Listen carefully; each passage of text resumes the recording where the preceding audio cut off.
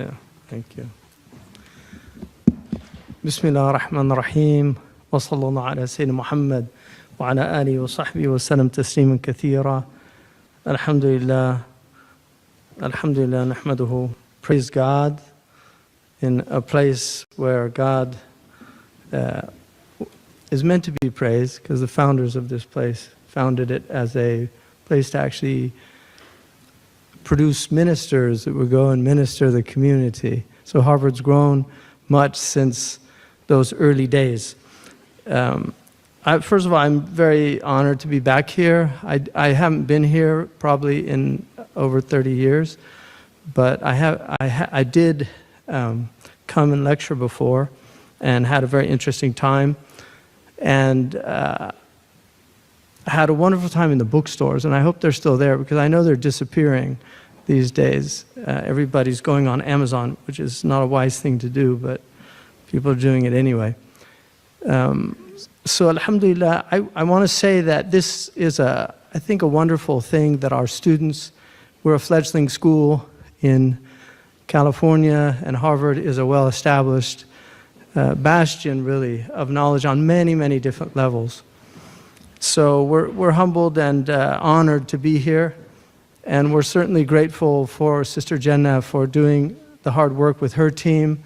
We're certainly very, very grateful to Dr. Khalid Rawahib, somebody I know all the faculty at Zaytuna hold in high esteem for his extraordinary scholarship and contribution to this tradition. So I think Harvard's very fortunate to have somebody of his caliber here. Bismillah ar-Rahman ar-Rahim. Before I get into what I wanted to talk about, I know many of you know this already, but for those of you who don't, the second president of Harvard University, his name was Charles Chauncey, and he was 1592 to 1672.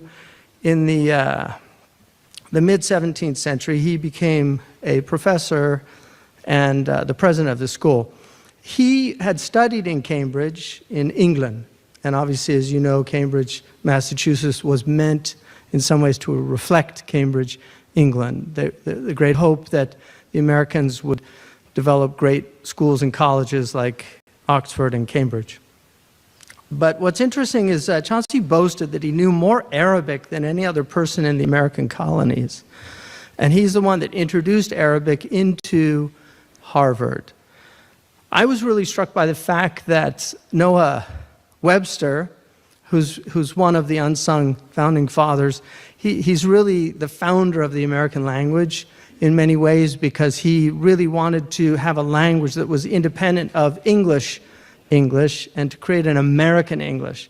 Very proud of it. There's a very interesting book called Founding Grammars, which is about this fight between Noah Webster and Lindsley Murray. Murray was an Anglophile. He was an American who ended up going back to England, but he wanted to see an English established in America. So this is a classic problem with linguists. Webster was more of what we would call a descriptivist, and Lindsay was a prescriptivist. And we're still having these debates today, believe it or not. The Kufans and the Basrans had these debates. The Kufans are closer to the descriptivists, whereas the Basrans were more descriptivists. So they did not like this kind of open-ended approach to language. He studied in Cambridge at a time there was a fellow in Cambridge, Edward Pocock, at the same time. Now, Pocock had gone to Aleppo and spent 4 years studying Arabic and bringing a lot of manuscripts back to Cambridge, and these became, to Oxford, I think. These became the Pocock Library. So there was a great interest in all things Arabic. Noah Webster, who wrote his book it was published in 1828, he tried to prove that all languages derive from Hebrew. But what he found, that he found more relations to Arabic than to Hebrew in the book. So you will find, and I don't know where they got typesetting in the 1820s in America. The Arabic typesetting was quite extraordinary. So he has things like cave, that clearly came from kahf, earth, that clearly came from ard. baby, that clearly came from baboos. So he has all these funny derivatives back to Arabic. So that's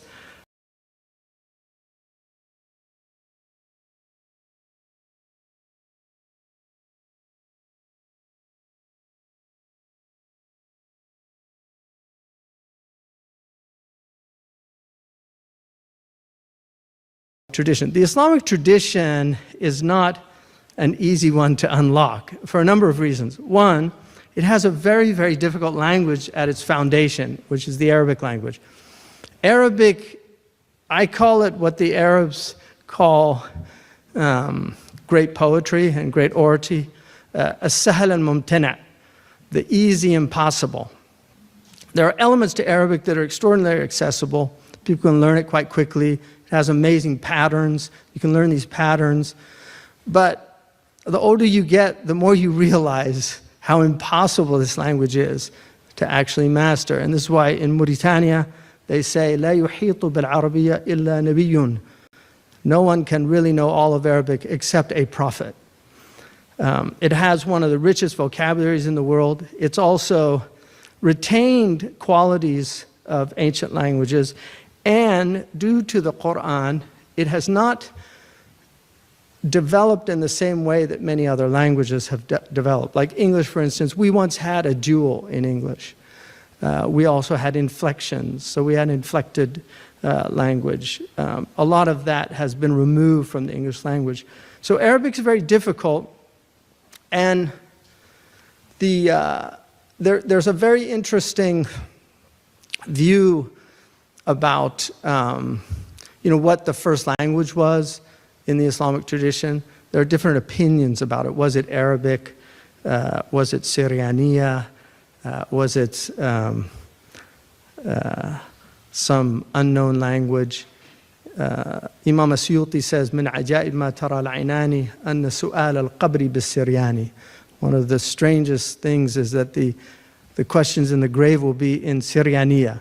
Well, there's a relationship, obviously, between Syriania, these Semitic languages, with Hebrew and Arabic.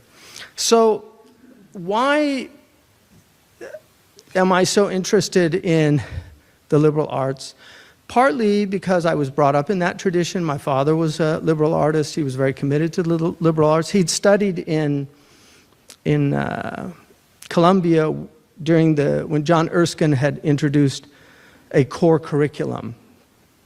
And Mortimer Adler was there, and the great Mark Van Doren, who wrote a book called Liberal Education, worth reading if you can find it. But I grew up in this, hearing from my father these things, especially the importance of these fundamental knowledges, that without them it becomes very difficult to penetrate pre-modern works. Well, when I became Muslim and went over to the Middle East, and I started studying, particularly with Mauritanians, what really struck me was their emphasis on the same things that my father had talked about in Latin and Greek. Things like the importance of grammar, the centrality of logic, the importance of rhetoric. These were all things that were really emphasized. And then as I grew into understanding the Islamic tradition more and more, what I realized is it really was a parallel tradition of liberal arts alongside the Western tradition. So where do they come from, these arts? They're surrounded in mystery. The obviously Eurocentric view would like to claim that they came from Greece, but we know that the ancient Indians were involved in grammar. They had their types of logic. They were certainly understood what beautiful language was, but very often it's associated with Pythagoras of Samos. He's shrouded in mystery himself because most of the writings about him are 200 years after he died. But he was certainly very interested in the mathematical arts. This is a beautiful painting that I'm sure all of you are familiar with, the School of Athens. It shows Plato and Aristotle. Plato looking up to the heavens, Aristotle with his hand towards the earth. This idea of these two approaches, the Platonic, which is really to study the heavens, and then the Aristotelian, that we should study the earth, and the idea that we need both of these what's interesting is they have Averroes there, and he kind of looks like he's maybe cheating there with Pythagoras. You know, he's definitely trying to catch some knowledge from what's being written on that page. So this is really one of my favorite pictures. It's a young man. He's a student. He probably looks like he's a beardless student, so he's probably early adolescence, maybe 12, 13. Most people who did go to college, finished by 15 generally at that time. But he's being led into the 6 liberal arts by grammar. They're personified as beautiful women, the idea that the young man should pursue them like he would pursue a beautiful woman with great passion, great desire, and purpose. If you look, there's symbols that go with the art. So for instance, you can see the woman holding the scorpion. The scorpion was actually for dialectic. Sometimes it was symbolized with a snake, but it was for dialectic, which is, when somebody has a good proof, it's like getting stung by a scorpion. You have to submit to it. And then over the 7 is prudentia. And prudentia is wisdom, prudence. In Arabic, Imam al-Ghazali in the Mizan al-Amal, he talks about the hikmah nadariya and hikmah amaliya. Hikmah nadariya is what we would call in Latin prudentia, prudence. So the wisdom, the idea of wisdom is practical wisdom, hikmah amaliya, as opposed to theoretical wisdom, which is hikmah, what the Greeks called sophia, as opposed to phronesis. These were the terms. So these are very important distinctions. So she is basically the embodiment of phronesis. When we, if a physician is sued, they will have testimony from people who will testify what a prudent doctor would have done in the situation. Practical wisdom. And so prudentia is really got her bow there, because the idea is that wisdom enables you to hit the target. And in Greek, amartia, New Testament Greek, amartia, in Hebrew, in Arabic, and in Old English, the terms for sin are all archery terms, which mean to miss the mark. So when you sin, it's actually, this is the Socratic idea that it's actually ignorance, that when people behave wrongly, they do so out of ignorance.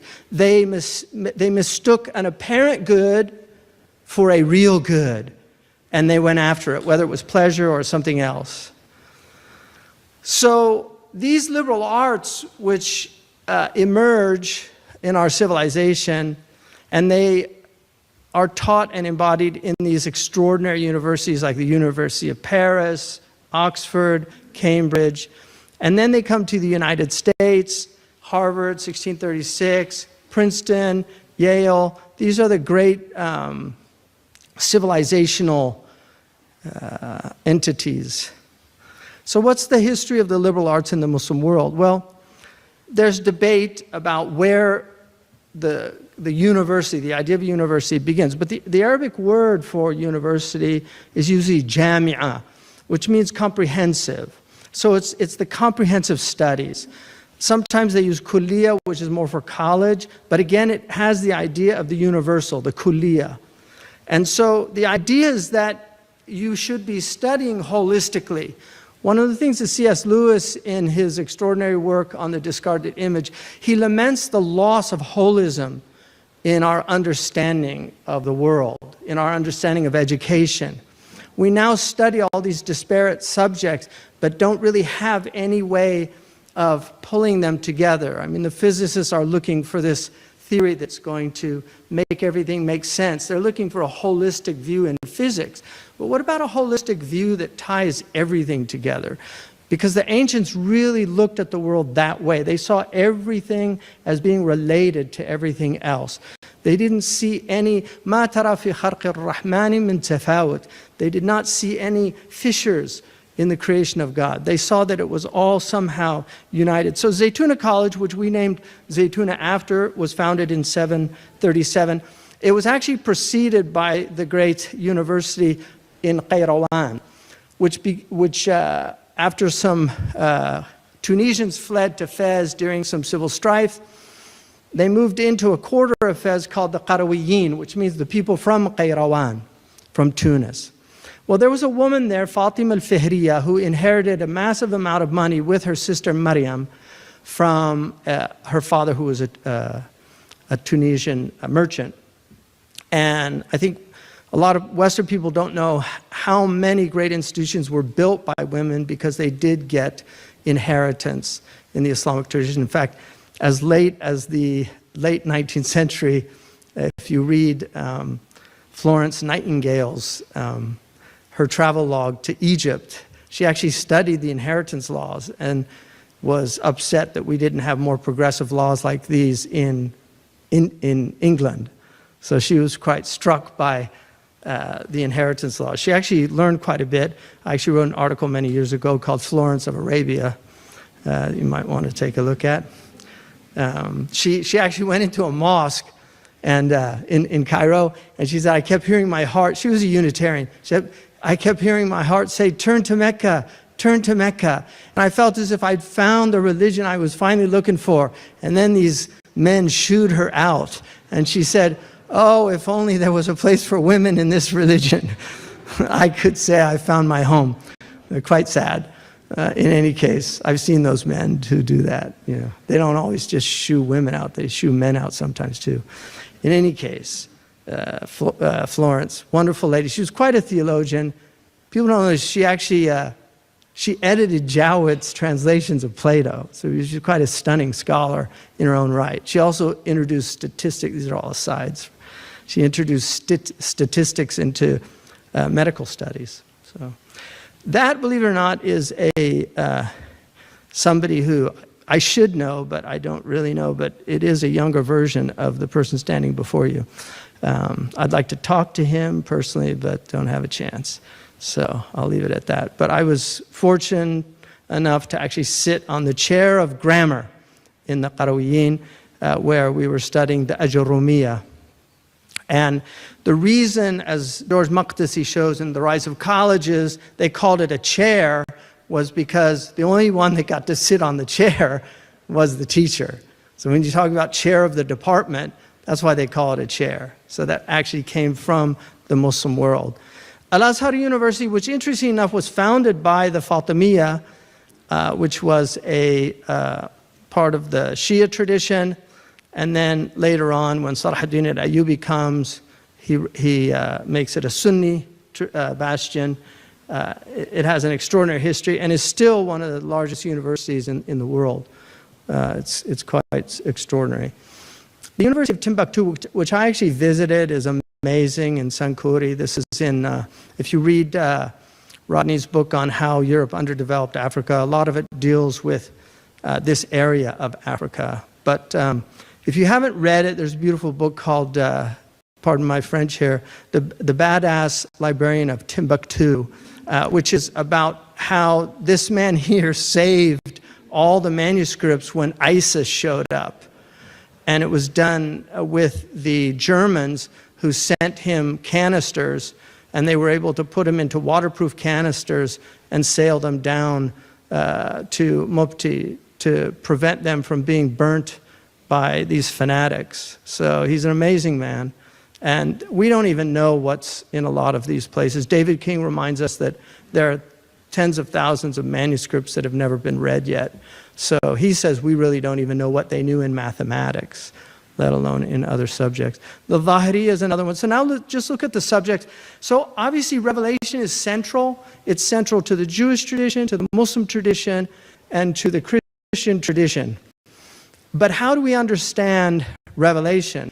Augustine wrote a very beautiful book on Christian doctrine, making an argument that it was absolutely necessary to know these arts before you actually interpret Revelation.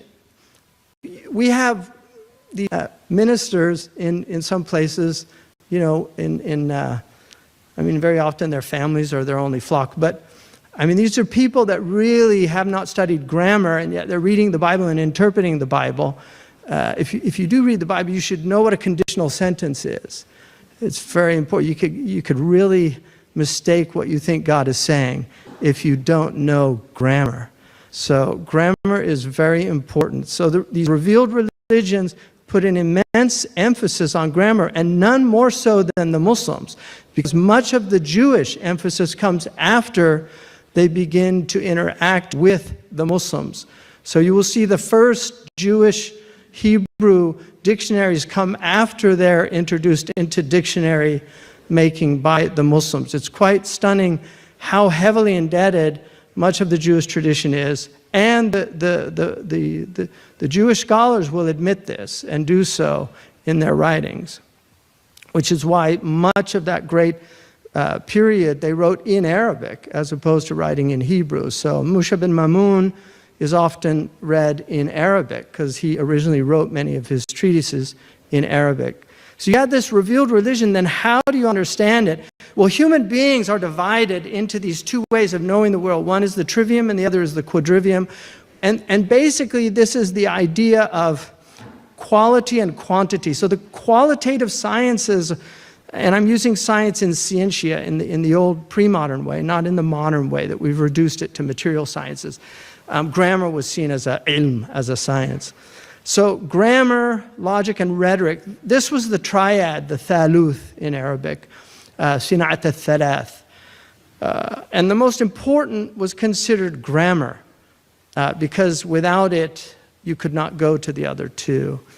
And then the idea of revealed religion, you had law, jurisprudence, theology, exegesis, readings, the qira'at, prophetic traditions, many other subjects, but I'm giving just an overview. The Muslims became obsessed with the quadrivium. They really got very interested. They got from the Greeks and from the Indians also, because they were syncretists. Wherever they went, they would take the books, translate them into Arabic, into Persian, and study them. And for a long time, there was a belief simply that they were the caretakers. This was a common trope in Western academia, that they simply held the Islamic tradition in abeyance, the Western tradition. And then at a certain point, they just handed it over to Europe, and then Europe, of course, took it to another level. Well, the truth is far, far different from that. George Sarton, who was here at Harvard, wrote an extraordinary history of science. 2 volumes of that 6-volume work deal almost entirely with Muslim scientists and their contribution to science. So there was heavy contribution in all of these areas. Harmony is very interesting because Al-Farabi wrote a book that's amazing. It's called Kitab al-Musiqa al-Kabir, the big music book. And they were inventing instruments, adding the famous addition of the fifth for the quintessence, you know, because a lot of this was based on pre-modern ideas like the 4 elements. So the oud, there was a 5th string added to it, and then you had the 6th string added with the guitarra, the Spanish guitar, 6 being a perfect number. So very interesting things with that harmony. So here, this was the idea that if you mastered these sciences, then the grammar would give you facts, data, terms, basic skills. The logic would give you the ability to know the what and the why of things. And then wisdom, rhetoric was the proper use of it in conveying it to others, persuading others of the truth. Very important. Many, many examples of this. We have many, many little couplets and things like this telling us of the importance of grammar. Things like إن رمت إدراك العلوم بسرعة فعليك بالنحو القويم ومنطقي. هذا هذا ميزان العقول مرجح والنحو إصلاح اللسان إن تنتقي. So saying like, if you want to learn quickly, then study logic and sound grammar, because logic will teach you how to think properly, and grammar will rectify your tongue. ومن البيان خذ دليلا للحجة, and from rhetoric, take a dalil for your intellect. تسمو بين الوراء تسمو به بين الوراء إن تنتقي. You will be elevated amongst people whenever you speak. So there's the trivium right there. So, and there are many, many Arabic couplets or triplets that talk about that. The quadrivium I'm not going to go into. It's a fascinating subject, and obviously extraordinarily developed in our civilization. Leibniz and Newton adding an extraordinary tool to really facilitate rapid works in math. The great, he won the Nobel Prize for quantum dynamics, Richard Feynman. In Cal Poly, I actually listened to his lectures. They were fascinating. But in Cal Poly, he described physics as the expanding horizon of our ignorance. But he said that he always taught the freshman seminar using only geometry and he in physics. And a lot of the students hated it because they all knew calculus was much easier. He said, well, the reason I do this is sometimes you get into a horse and buggy for the sheer enjoyment of the ride. So, and MIT is still very serious about geometry. So what was the purpose of all this? Like, why were they doing all this study? What was the purpose? Well, one of our great, great scholars, Abu Nasr, Imam al-Tusi, Nasiruddin al-Tusi, who, interesting enough, died the same year that Aquinas did.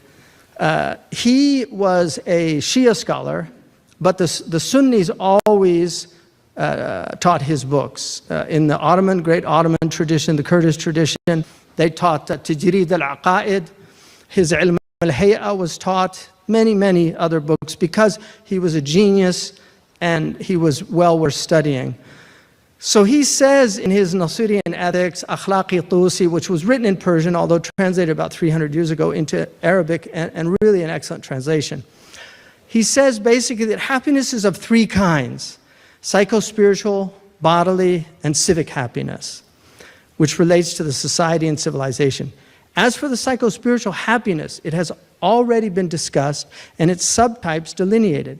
It is attained through 5 means. First, character development, tarbiyah. Second, mantiq, he says, which mantiq was short for the trivium. So it's used, often they will use, this is itlaq al-ba'd ala al-kull. In Arabic rhetoric, they would use one to indicate everything. It's a type of majaz. It's mursal juz'i, juz'iyya, right? So he says mantiq, and then mathematics, which was the quadrivium, riyadiyat. Fourth, natural sciences, because they saw that you had to have the methodology before you could study the sciences. And fifth, metaphysics. So the highest was metaphysics. They were taking the student to metaphysics, which they saw, this is book 10 of Aristotle's Nicomachean Ethics, that this was the highest thing that a human being could do, is to contemplate reality with a sound mind, a free mind, the mind that had been freed by deep training, so that it wouldn't be fooled by its own machinations. Education must be undertaken in this sequence, so that the benefit may be speedily accrued in both abodes. And he wrote a beautiful book, which this is from, which deals with the personal ethics, and then economia, which is economics, and then finally the ethics of the society, civics, so politics. And it's interesting because historically, until the late 19th century, economics was part of moral philosophy, so they did not separate it. It's one of the great tragedies of modern studies is that economics is no longer studied as a moral philosophy. And this is partly because the people that study it don't have morals, and they really don't want to learn them, so they're forced to actually think about what they're doing. Yeah, so, I mean, somebody asked me once, a Saudi man asked somebody at Harvard, he was a professor, he said, do you teach business ethics there? Do you teach it? That was after 2008, you know, because I don't know if you know this, but the great Ponzi schemer Madoff, like he actually donated to the business ethics school at Shiva. So, my goodness. That's like penance. So then he says, as for bodily happiness, it is attained through the sciences pertaining to the ordering of body's state, health, such as remedies, preservation of health, and the science of nurturing, which are encapsulated in medicine. So medicine is actually not to manage diseases, which is modern medicine, right? They manage diseases. They don't really cure people, unless they're ER doctors. They're really good. They're the best, right? But a lot of these doctors, unfortunately, become drug pushers for pharmaceuticals, right? Did you know that? Everybody's silent. Oh no, that can't be true. I just went to my doctor. Now I have my albuterol. I'm not being serious, facetious. I've got my albuterol here, so yeah. But they're managing my asthma. They haven't cured it. So you keep paying them. Yeah.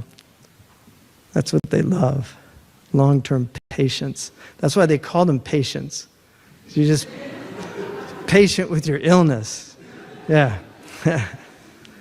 But they actually saw health was a good thing, that you should be healthy. Like, you know, we look around in America, people don't look very healthy. They don't sound healthy. Yeah.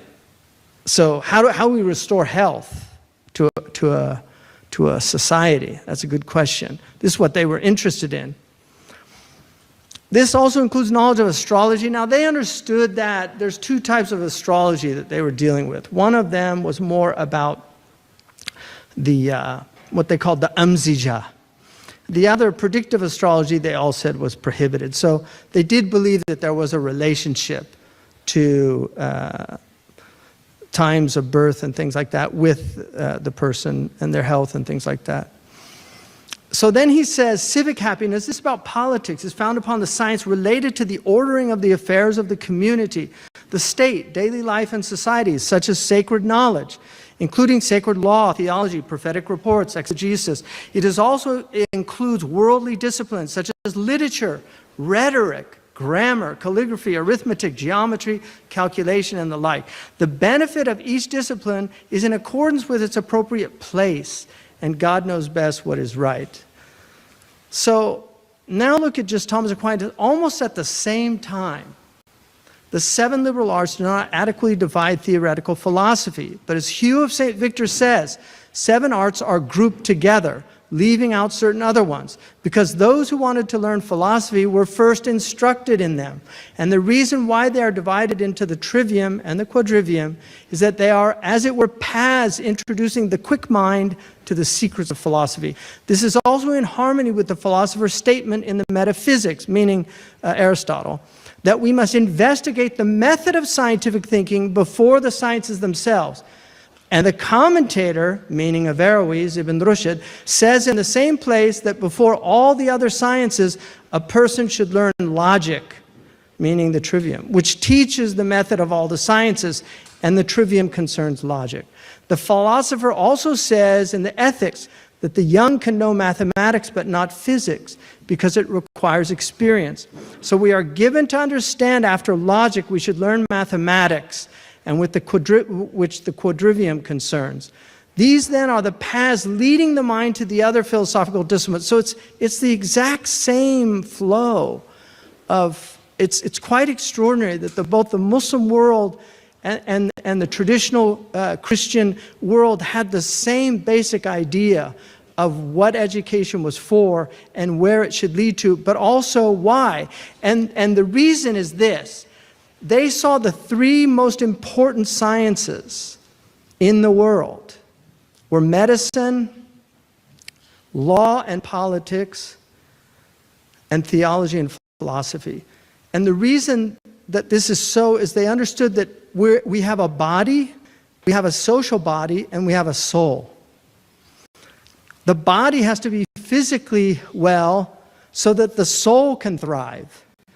One of the interesting things that the Taoists say is that the reason the Taoists do so many life extension exercises like Qigong is because they actually say that you owe it to your soul to live a long life, because it will take that long to rectify your soul before you leave the body.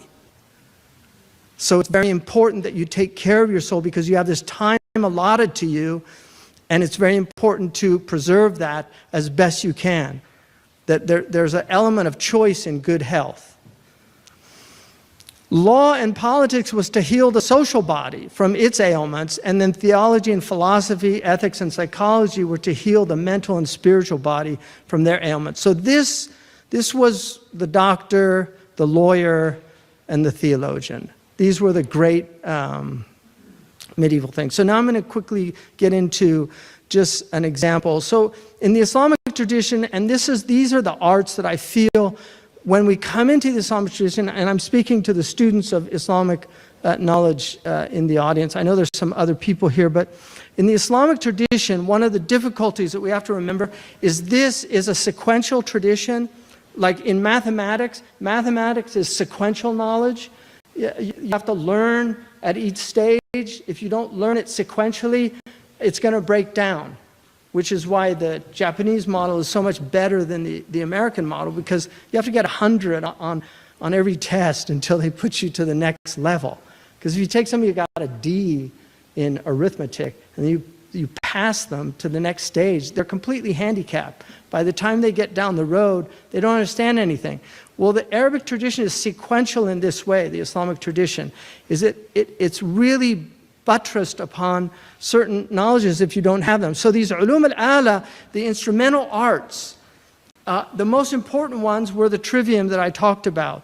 Ilm al-nahu, ilm al-sarf, matan al-lugha itself, ilm al-balagha.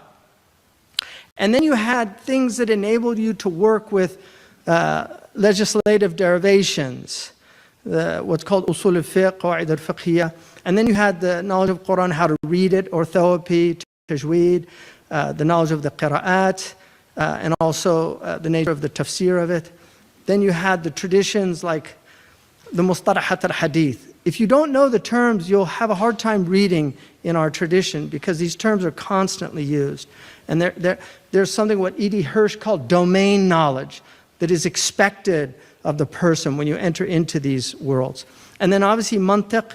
You had mantiq, and Dr. Khalid Ruwayhib has written some really important works on logic in the Arabic tradition, and made some really important clarifications in those works. One of them is the separation of material logic from formal logic, which is a big problem that because of Avicenna. So the Sunnis tend not to study material logic anymore, which is a huge disaster. You have to study the two together. But formal logic, which just deals with the validity of your syllogisms and things like that. But material logic deals with the actual matter, the substance of what the premises and the conclusions are made of, which is called mantiq al-qadaya in one iteration. Now in modern Arabic, they actually call it mantiq al-maddi.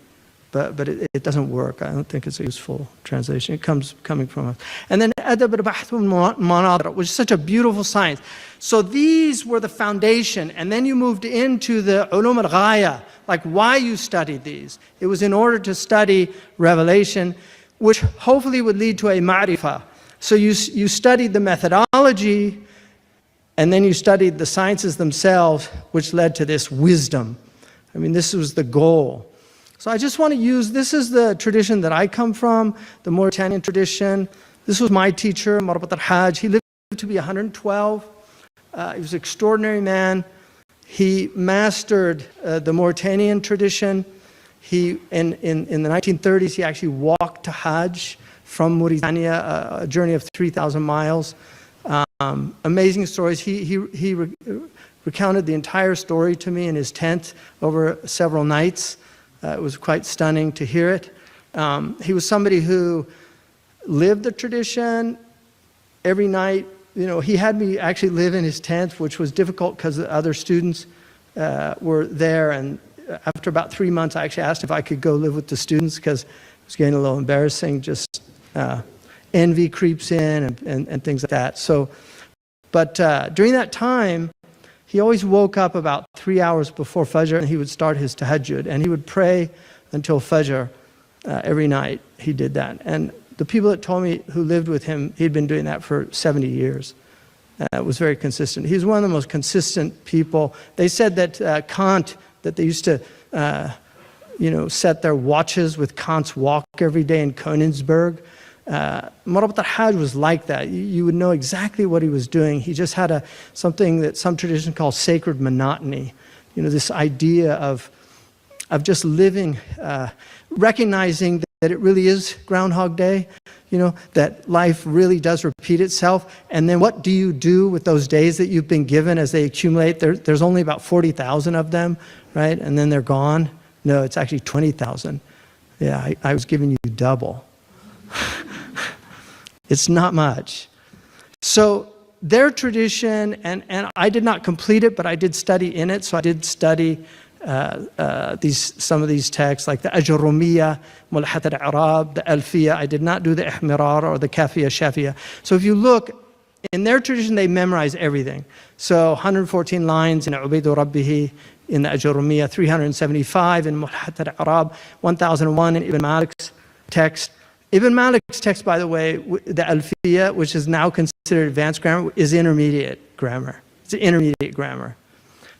It's actually an abridgment of Al-Kafiya Shafiya, which has 2,793 lines.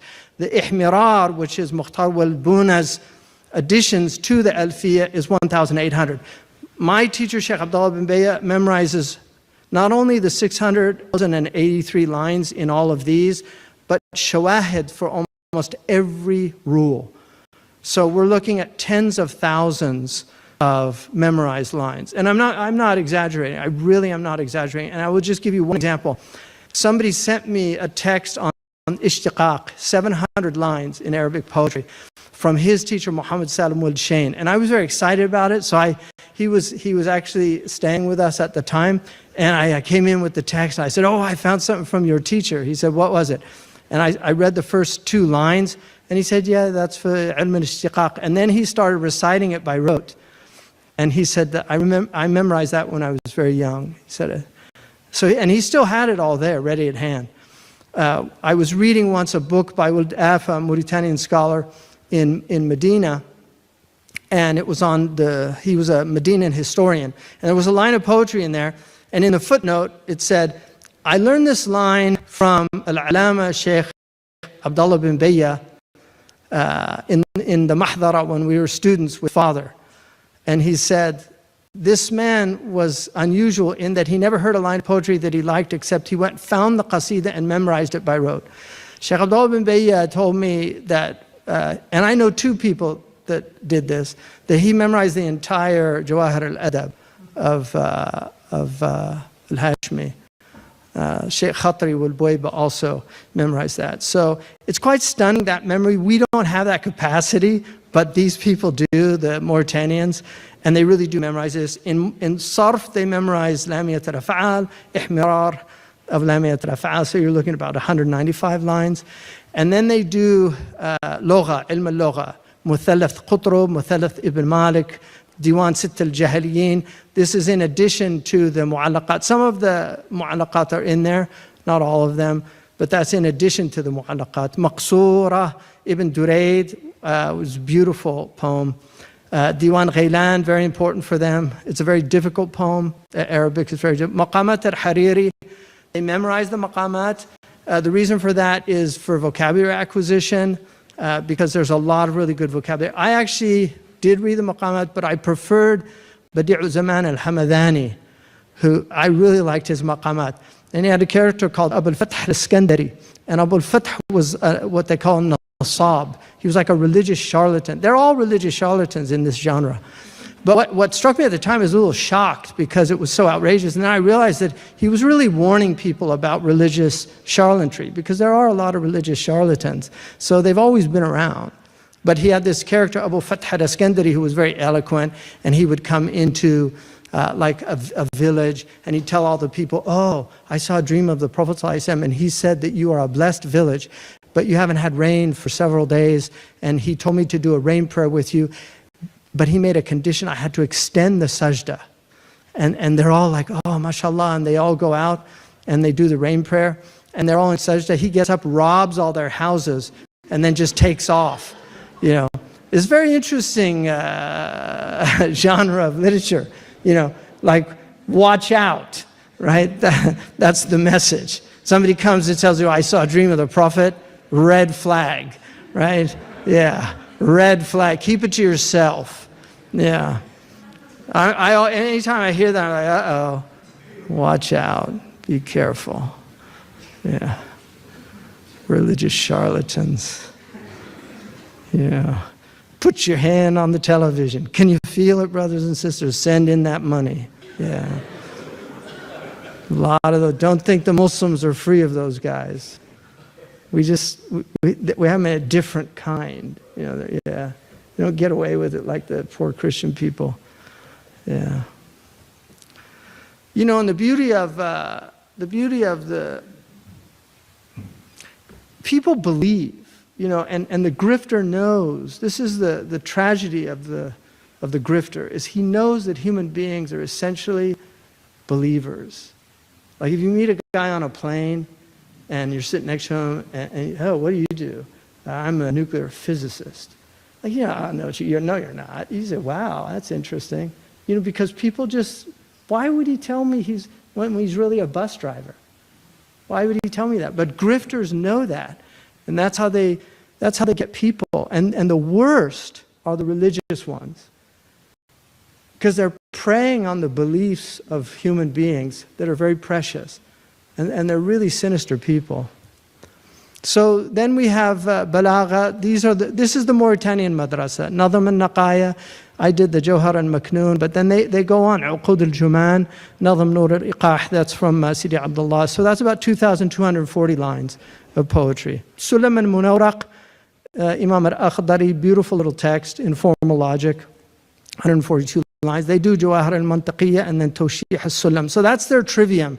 And then they go into usually fiqh, and they have I did the al-Makhdari, al-Murshid, al-Mu'in, the Risala ibn Abi Zayd, and some sections of Khalil. So I went through that minhaj.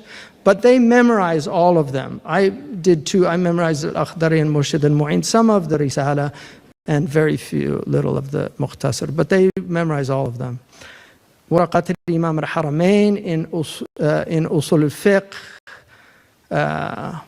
Manhaj al-Muntakhab. These are very difficult books in Qawa'id. And then they do the Quranic sciences. I'm telling you, they do all of these things, and they memorize most of them.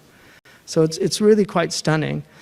Theology, they usually do Sughra al-Kubra, Muqaddimat, Idah al-Dujunna, Wasirat al-Sa'ada, Wadah al-Mubin. So they don't go into some will read the greater books of Aduddin al-Iji, Imam al-Jurjani. Some will read those, the Mawaqif and the Maqasid. And then in Ulum al-Hadith also, very extensive. In the Sirah, Qurat al-Absar, I translated that. And then in Tasawwuf, they read several books. Alhamdulillah, I was able to read all these books. So that's the amount of poetry they memorize. 33,668 when they finish. And they really do, and they retain it. It's quite stunning to see it. This is the reason why wherever you go in the Muslim world, Mauritanians tend to be the dominant scholars. So in Kuwait now, it's the Shanaqita. In Qatar, it's the Shanaqita. In the UAE, it's the Shanaqita. In Saudi Arabia, increasingly, it's the Shanaqita. They're the teachers in the Haram. You find them in many, many places. In Morocco, too, the Shanaqita. So this works, and that's why they have leadership, is because they went through this tradition. It's a very difficult tradition. It is possible. You don't have to have all the memorization, but I'm going to just wanted to look. I did want to go through this, but I think how long, how much time has gone past? Oh, 1 hour. So I think I was going to go through this nice adab al-bahth wal-munadhara just to show you a later tradition, Adad-ud-Din al-Iji, and how succinct they became. This is done in, I read this many years ago. I taught it in Malaysia. It's a beautiful little text, but it just shows you how rich. This was done simply for memorization, but there's an immense amount, many, many commentaries on this text. This is one of the most important books. I wish I knew about this when I first started Arabic. The Turkish and the Kurdish people use this. I once went to a Kurdish bookseller in Istanbul. He's a friend of Dr. Ma'shuq's, and he was so eloquent. And I said that, I asked him, where did you study Arabic? He said, in the Kurdish madrasa.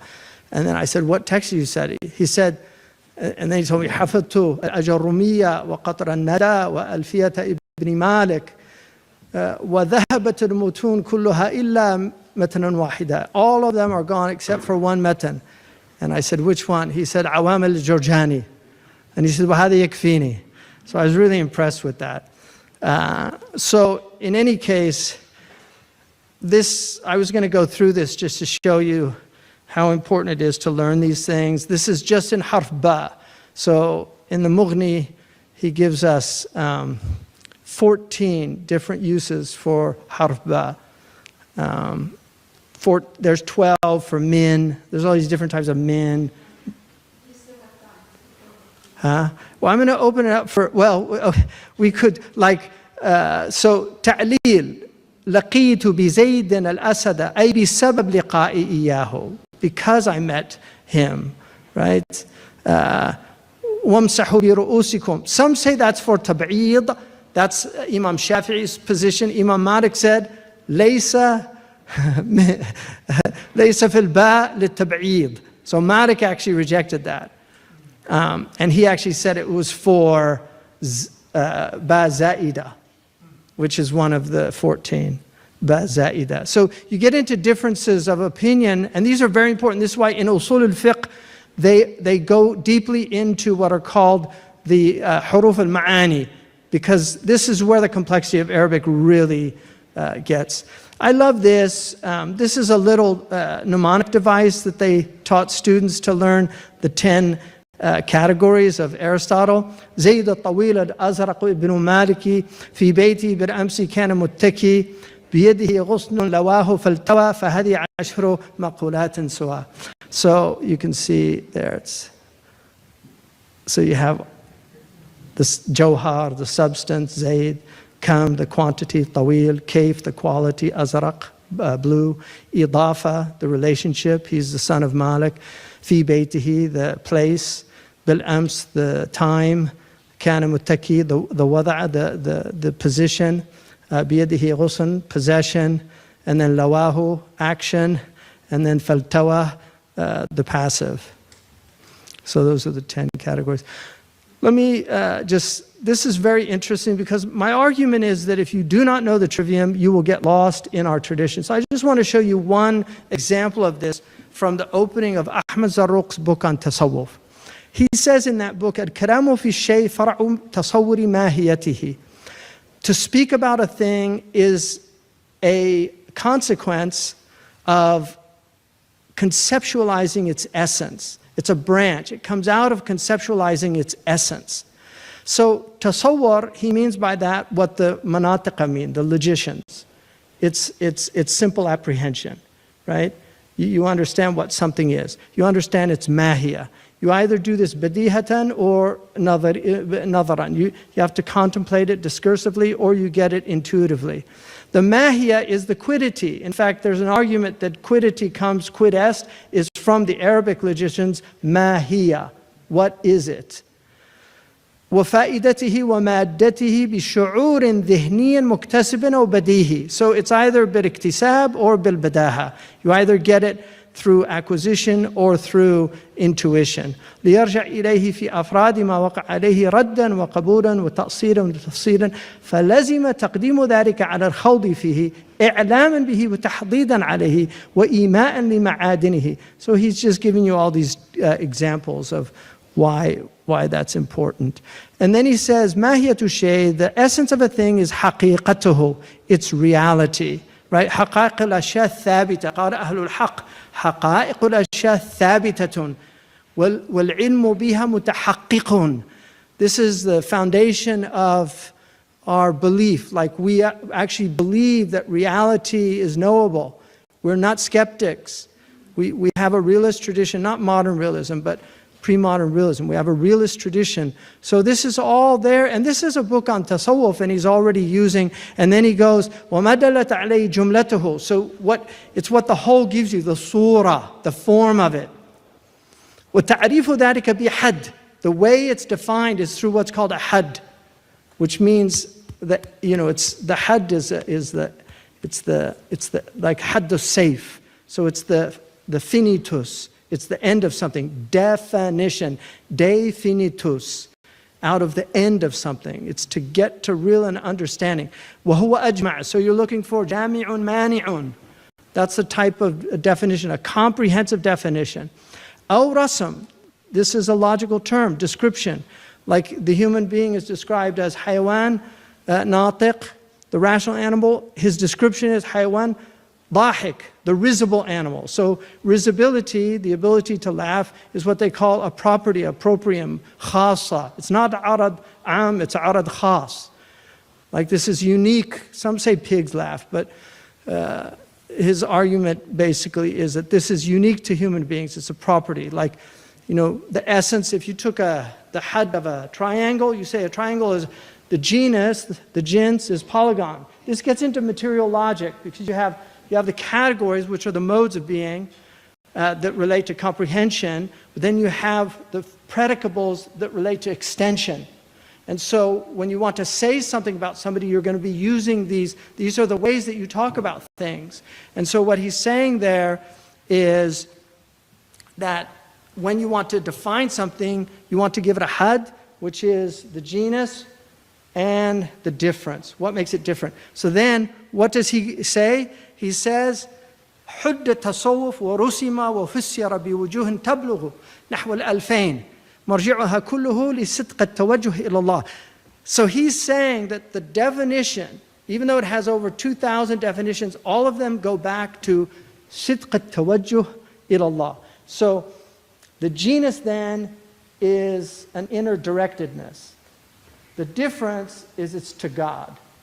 So he's giving you the definition. So my point is, if you had not studied logic, this would not have made much sense to you.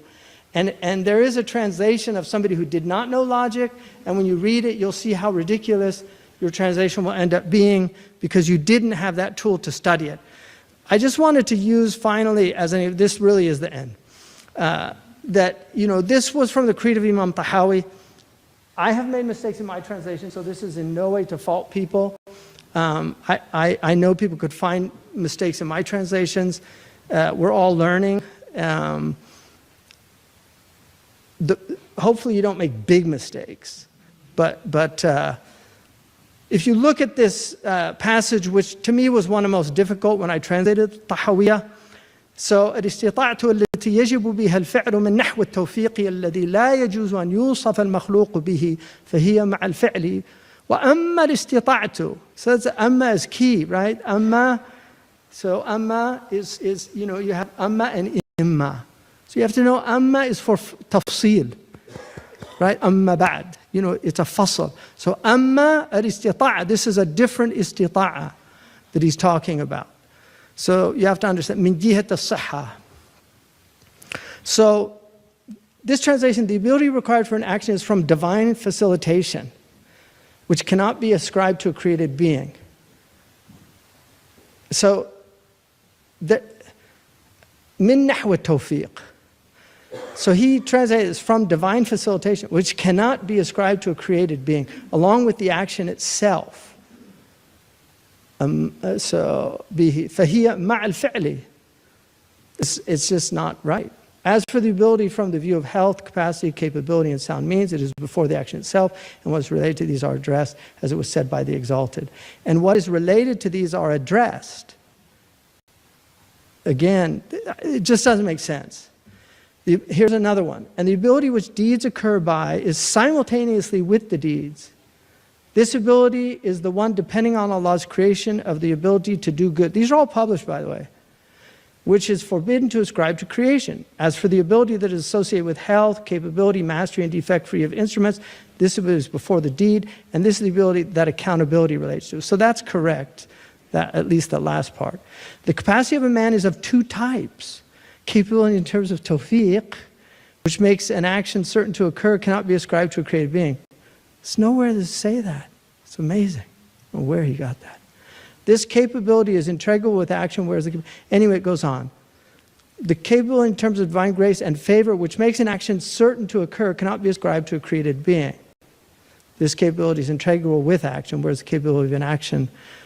So, here, the reason I put that in brackets, even though it's not in there, is that the first istita'a is divine enablement that an act requires. And then when he says min nahwa tawfiq, he's really saying for example, an act of obedience or an act of disobedience, right? Which cannot be attributed to a creature, occurs concurrent with the act. As for the material enablement, so that's a different enablement. That's the amma. That results from health, capacity, poise, and sound means. It precedes the act. In sacred law, it is upon the latter that legal and moral obligations hinge. And I used hinge because muta'allaq, mi'laq is a hanger. You know, it's related to the word. So I always try to find words like wasa'. I use capacity because wasi'a and capacious in Latin, almost identical terms. So it takes a long time to do that kind of translating, but it's really good to try to find those. This is an example of textual corruption that you'll find in the tradition. So this was a fatwa from Mardin. Ibn Taymiyyah was asked about these people that didn't practice Sharia, and he said, بَلْ هِيَ قِسْمٌ ثَالِثٌ. He was asking about Mardin. يُعَامَلَ الْمُسْلِمْ فِيهَا بِمَا يَسْتَحِقُّهُ وَيُقَاتِلُ الْخَارِجُ عَنْ شَرِيعَةِ الْإِسْلَامِ بِمَا يَسْتَحِقُّهُ. So this fatwa was used to kill Sadat. This was in Abu Salam Faraj's book, which told them why they should kill Sadat. This was the fatwa of Mardin that was used. Shaykh Abdullah bin Bayy held a seminar in Mardin at the time. The fatwa was read. During the fatwa, he said that can't be right. Can't say yu'amalu, yuqatalu. And he knew it from balagha. He said it's not right. You wouldn't say yuqatilu bima yastahiqquhu. And so he asked to see the original manuscript. And the people that were there were some people there from the Gulf who were really upset. They were saying, no, don't change the fatwa. You know. So when they got back, he got somebody from the Mektaba al-Zahiriyya to send them the text. And lo and behold, inside the text, this is one of the earliest texts written by the hand of Ibn Muflih, which was one of Ibn Taymiyyah's students. It says yu'amalu. It didn't say yuqatalu. So, I mean, it's very interesting. Big problem. Big difference. So Mardin was a huge problem. So in conclusion, the Muslim education of the Middle Ages is rapidly being superseded by schools and universities, which are both modern and secular. This widespread movement is so recent that it is impossible to tell how it will affect the cultural and social life of Islam. It is clear, however, that in the age of chaotic change, When members of the rising generation are confused by bewildering doubts, the reformers must not neglect the basic principles of medieval education, which were a search of spiritual truth and faith in the reality of Allah. That was the great Bayard Dodge in 1962, who translated the Nasafiyya and other works. And this is a poem, and I'd like to dedicate this talk and this poem to a graduate of Harvard who was one of my mentors, who taught at the Zaytuna College. I think he's one of the greatest graduates of Harvard University that they ever had, really. His name was Dr. Thomas Cleary. He spent 6 years here as a student on full scholarship. He did his BA, MA, and PhD in that time, summa cum laude. And he learned Arabic here, but he also learned Chinese and Japanese, and ended up translating over 100 works from Chinese, Japanese, Gaelic, Sanskrit, Pali, Bengali, Arabic, and a few other languages. But he was a really, really, truly great scholar. And one of the things that he said that he loved about the language studies here was that it was usually taught by native speakers.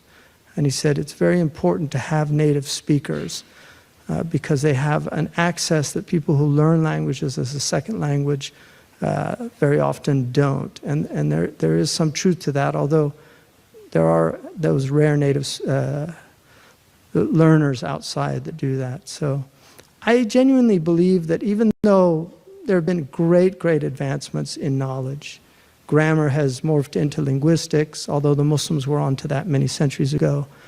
You have extraordinary types of logic that have emerged.